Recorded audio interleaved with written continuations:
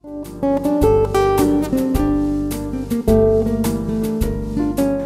to our spotlight tour of the prints of Jacob Lawrance at the Memphis Brooks Museum of Art. Here with us today is the Chief Curator at the Brooks Museum, Marina Pacini. Marina, why don't you tell us a little bit about why you chose to bring this exhibition to Memphis? Jacob Lawrance is considered one of the most important artists of the 20th century, and this exhibition demonstrates exactly why he's held in such high esteem.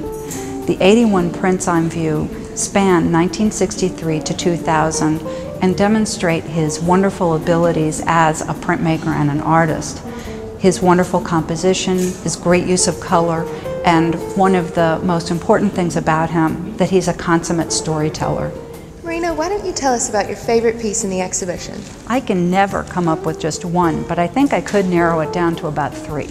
The work that we're looking at right here is part of the series of the life of Toussaint Louverture, who was born in Haiti and was one of the people involved in the independence movement, trying to gain independence from France and England.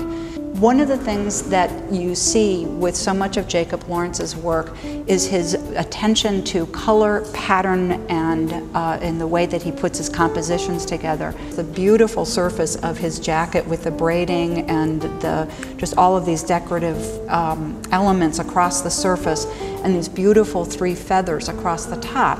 One of the things that's so great about the series that he does is that he pulls all of the separate images together so that it's a cohesive unit through the use of color and the repetition of forms. If you look at this beautiful print, the way that he creates this lovely pattern across the bottom of the print with the grass and also the guns and the hats. And throughout the whole series, there are the repetition of these grass forms and bayonets and swords, again, as a means of pulling the whole series together so that you look at it as a cohesive unit, and yet it's also very effectively telling the story of Toussaint Louverture.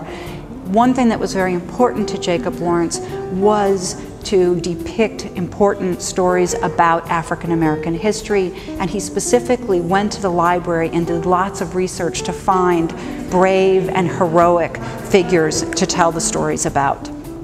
Jacob Lawrance was born in 1917 in Atlantic City, and his family moved to Harlem in 1930, which was the tail end of the Harlem Renaissance, an incredibly fertile period in the history of the arts in the United States.